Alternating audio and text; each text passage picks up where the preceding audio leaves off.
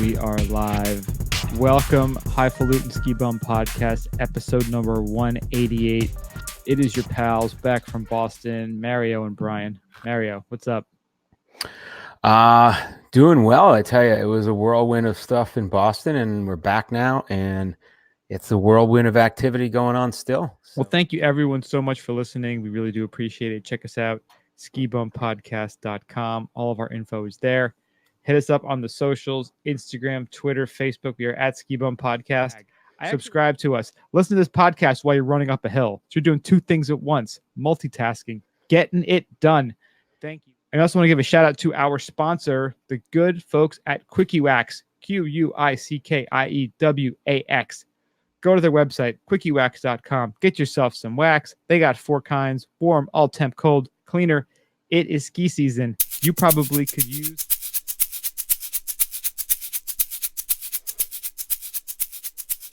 All right, Brian. So where does that leave us? What are we going to talk about this week?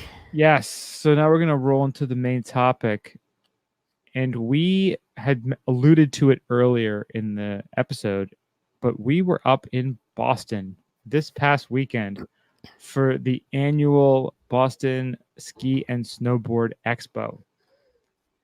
It's our second time. I just know I was there because I got all these stickers, like crazy amount of stickers that are just going crazy. You have a crazy amount of stickers. I am still holding a crazy amount of blankets. I still got to send yours back. I didn't have a chance today. Dude, they are the best. I got to say, shout out right now to the best gift or takeaway that I ever got out of any event, and that was Ski Utah. Ski Utah with the blanket. Yeah. It is a very nice blanket. I have yours here. It's all wrapped up still.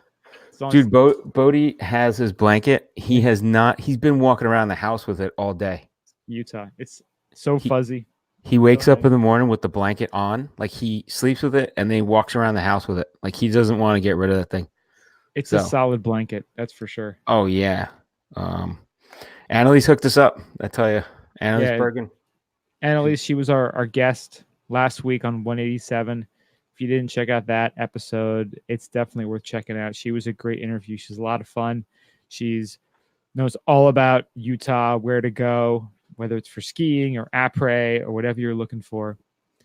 And we finally met her in person, and she's even cooler in person than she was on the podcast. Yeah. And she was great hanging out with her.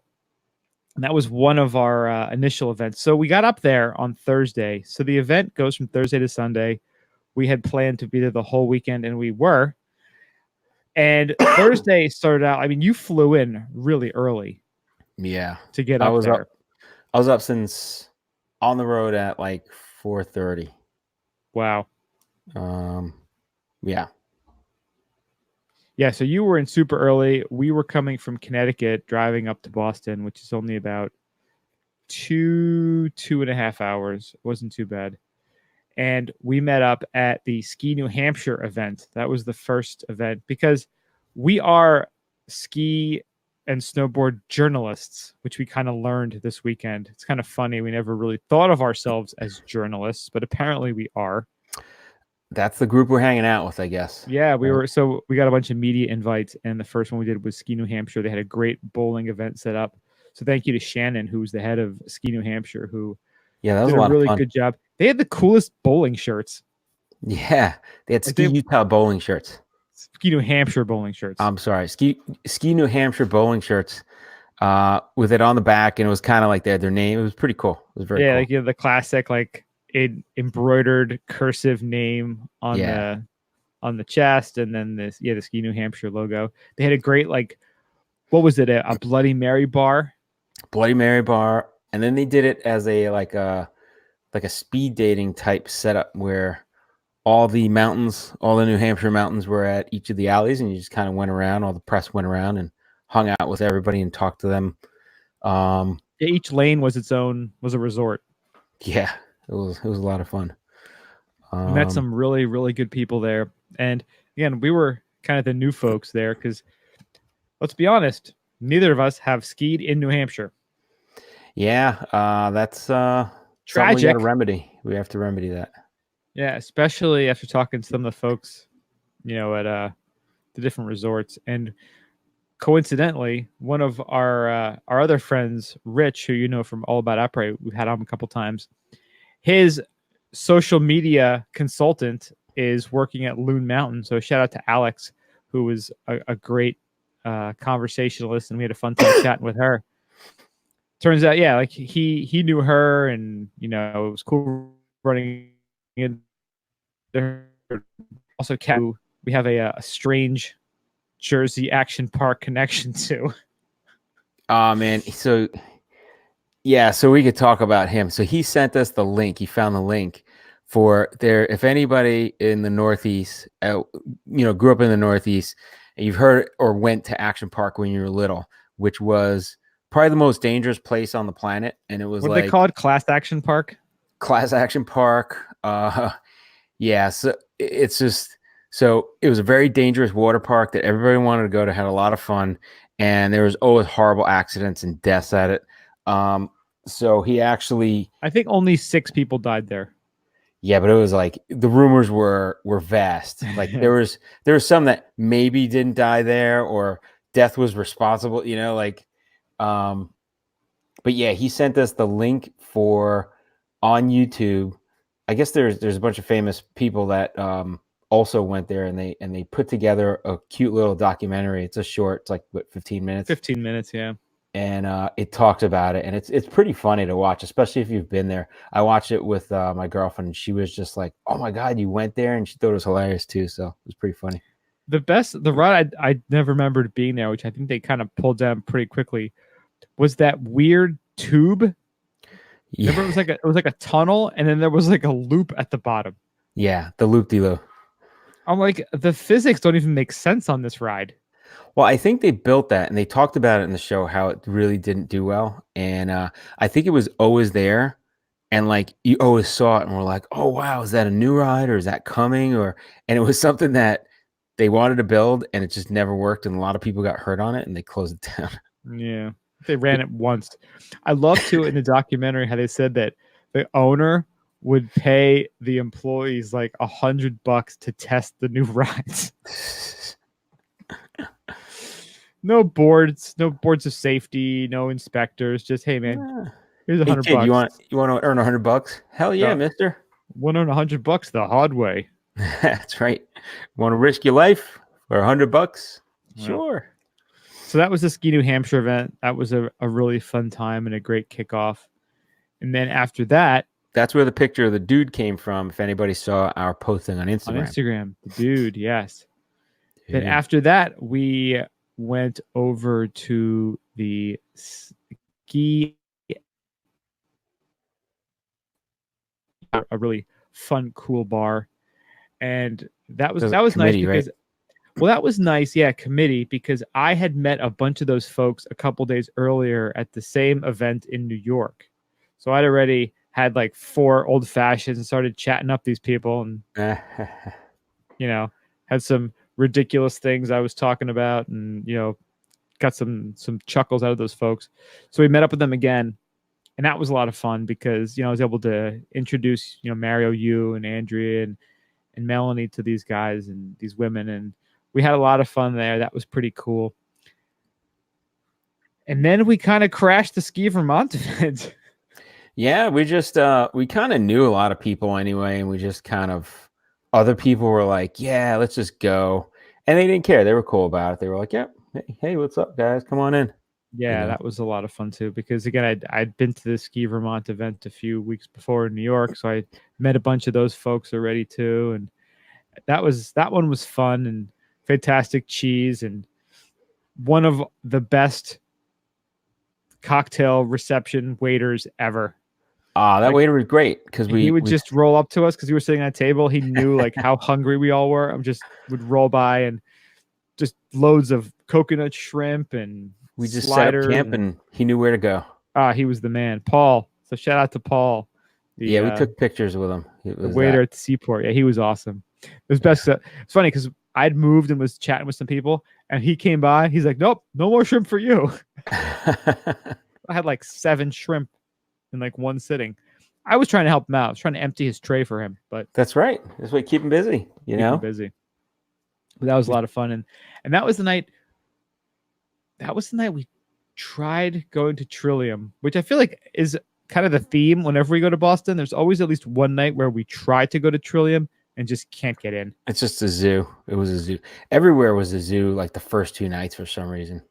Yeah, that area, that Seaport Convention Center area, is tricky because it's all still very new, and everything is.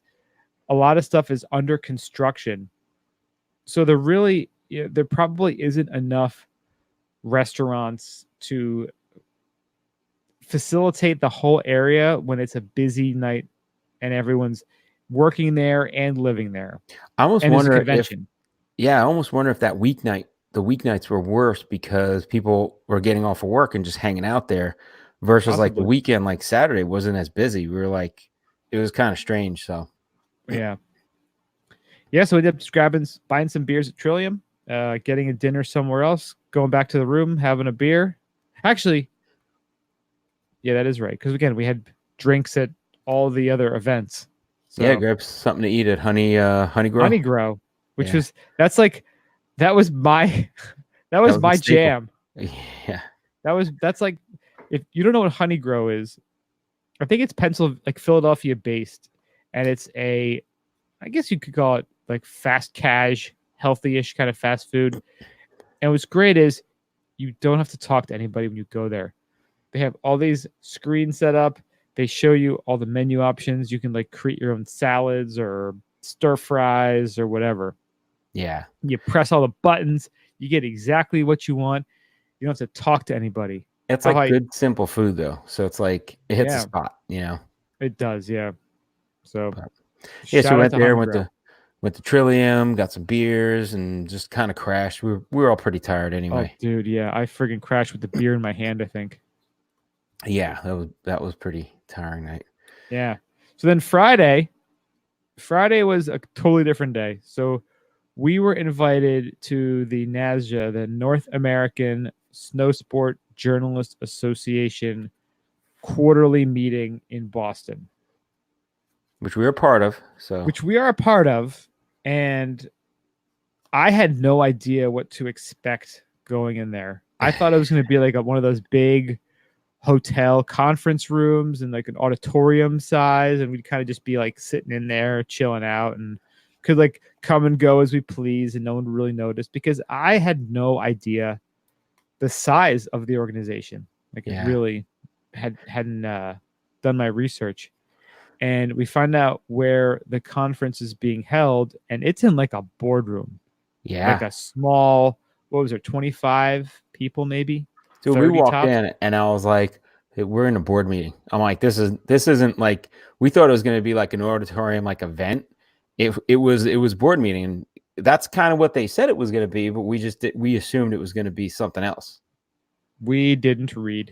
You know, yeah, but it was cool. It was pretty cool. That said, though, everybody was very friendly, and they were happy to introduce themselves and find out who we were.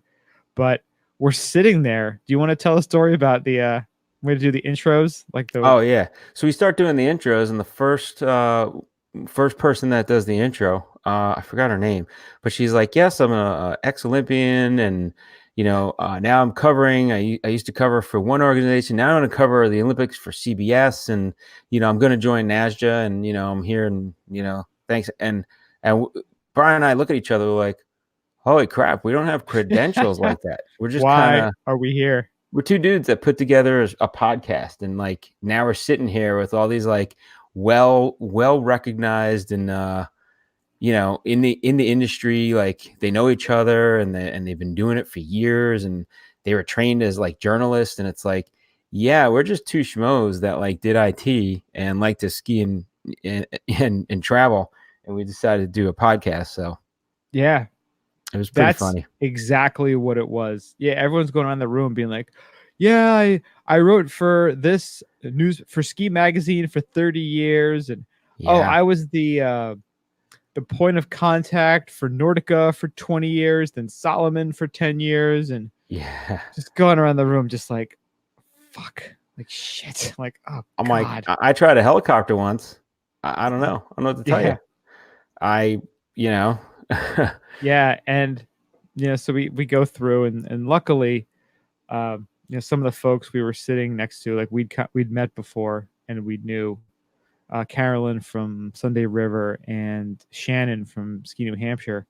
So we kind of do our spiel, and I'm like, listen, like we don't have any glaring, impressive ski credentials or journalistic history.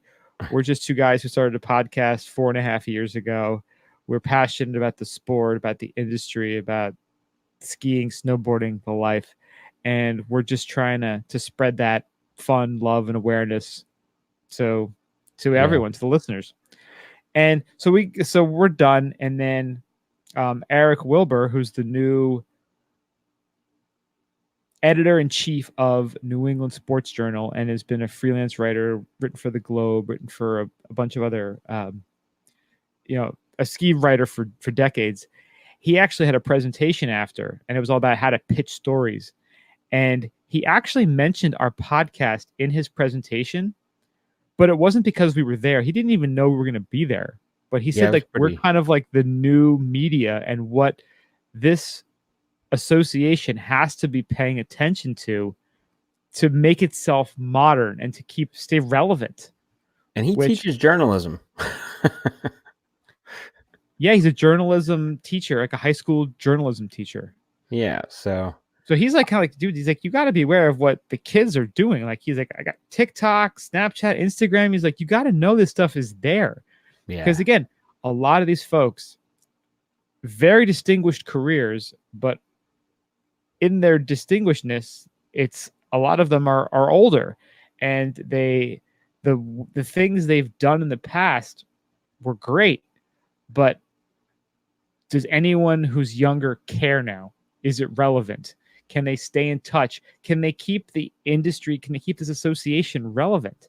And again, Shannon from Ski New Hampshire, she was chiming up, being like, are you guys working with influencers? Are you guys getting other podcasts or other, well-known skiers and boarders involved in this? And yeah, she was like adamant about it. She was kind of a bit of a disrupting voice. And you could see some of the people being like, we don't need that yeah. nonsense. People are going to read the magazines till they, forever. I mean, it was a good group of people to interact with because they know. I mean, they're the guys that created. They're the people that created the magic and mystery of reading about stuff, and contributing to a lot of the articles that we all fell in love with, and the images that we had, and the sexiness of the industry and the quaintness. So, talking to them, it was really cool, but it was surprising, I think, to both of us that they actually knew of us already and were already looking to say, because a lot of them already realized, like, look, the medium has changed and journalism has changed, and it's not just about writing a story necessarily. It's about having an online presence and doing. I was talking to somebody and they were like, it's interesting what you do. And I said, yeah, you got to realize it's not just writing a story or talking about something. You have your opinion. And even though we don't put it down into an article, it's almost like performance because we're actually online. We're talking to somebody where, they're hearing our voices and they're seeing us on YouTube. And it's kind of a little bit of performance art as well as, creating the journalism. So it's a different type of journalism. So I think that's hitting with a lot of people, and I think everybody's having a hard time adjusting. And hey, to it. I 100% understand their sentiment too. It's so easy to have this career. You had an amazing, stellar career written for amazing resources. When you have a couple of dipshits like us who were like, yeah, we just kind of liked skiing and stuff and drinking, so we made a podcast about it, and now people listen to it. I could 1,000% understand why they would be dismissive and think we're a couple of idiots, because there was even one lady, now this wasn't directed toward us, but she was like, oh yeah, I have people reaching out to me being like, oh, you want to document my my cousin Vinny's bro ski trip? Yeah. And And there's going to be a lot of that because you know what? Everybody, even if whether they should or shouldn't have a voice, has the ability to put something out there. You know? This is, yes, very, very true. Yeah. And we try, we definitely have the episodes where things spiral off the rails, but we try to keep that But that's the special. entertainment factor of what we do. True. If you're looking for serious ski journalism, you're looking to find out like what your din settings should be, and the complex mechanics of your bindings. Like, I don't think we're those guys. Yeah. Maybe we'll have an episode maybe we'll talk to somebody who knows that and is an expert in that. That's what we'd love to do. We're trying to get more interviews, get more insights, get more people talking about the part of the ski industry that they thrive in and strive to be the best in. Because we want, we love the people who are making the new complex, amazing bindings because we're going to use them. Yeah. Do we need to know the nitty gritty? Maybe not. But like, we just want to talk to people who are like passionate about what they're doing in this industry. And that's kind of the platform we're trying to present. We're trying to make it a little bit the less passion and the love of skiing and boarding and being out there and just in the snow. It's about everything that people enjoy about it, Yeah, and one cool thing about talking to the different folks that we spoke to this weekend is that, I'd love to make this podcast less about you and me and more about the people that we're talking to and the listeners. Like, what kind of stuff can we bring that makes their seasons more enjoyable? We have a bunch of interviews lined up over the next month. Like, we talked to a lot of people, and a lot of people are excited and want to be on. So now we're just trying to figure out the timing for this. So as you can tell, the last month, I think we had 3 or 4 different interviews, which is awesome. And we're trying to continue that. And just, we're not talking to Lindsey Vaughn. She doesn't want to talk to us. That's fine. That's great. Lindsay's doing Lindsay's thing right now. Well, we may get a chance to talk to her. We'll see. Perhaps. But, like, we're talking to like our friend Hunter, who's moving his family out to Tahoe, where there's almost no snow. They're starting to get some. It's going to come. Don't worry. By the time you guys get out there, there will be snow. He's going to have time to settle in, and then it'll come. We're talking to Ryan from Till I Die. He was a fantastic interview. We talked to Rich from All About Après. People who are doing things, not the big names that everybody knows about, but the people who are making or kind of creating their own path in the industry. Like, those to me, I find to be the most compelling. Like, hey man, I love to talk to Cody Townsend, kind of, have an interview with him. But I also love talking to, folks who are going to go bum it out in Tahoe for a winter. People who just have a story to tell. And there's so many people in this industry with a story to tell. Well, that's just it. Like, we keep changing it up. Like, we don't like sitting with one particular format or, set of people to talk to. We want to talk to everybody and mix it up because that's what the industry and that's what going skiing and, is for us. We go out and it's a variety of everything. Every time we go out, it's something different. So yeah, it's cool having like the general outline, but it's cool to also kind of to bend the rules a little bit. Yeah. Because again, like certain magazines, you love them because everything is exactly the way you're always expected to be. Yeah. But there's also other things you love, like your favorite movies. You probably love them because you were like, oh, this is going to go like this again. And then all of a sudden you go, oh, that happened. Oh, crap, that happened. And it changed. It defied what you thought could be possible. Yeah. So, I actually like the fact that a lot of, some people that have been in the industry, doing the writing and, writing books and writing magazines and, working on radio and stuff like that. I like the fact that they're a little bit guarded about social media before getting into it, because honestly, if you jump from one thing to another thing to another thing, that's ridiculous too. Then what happens? All of a sudden, everybody did anything on Facebook is out of business, and everybody's moving it to Instagram, and then everybody's moving to TikTok, and everybody's moving to the next thing another month. So it is nice to be guarded because then you can integrate stuff, but you have to be open to integrating, into those platforms. So yeah, you obviously you want to protect what you have built, but also you need to evolve. So it was cool talking to some of the folks who are aware of that.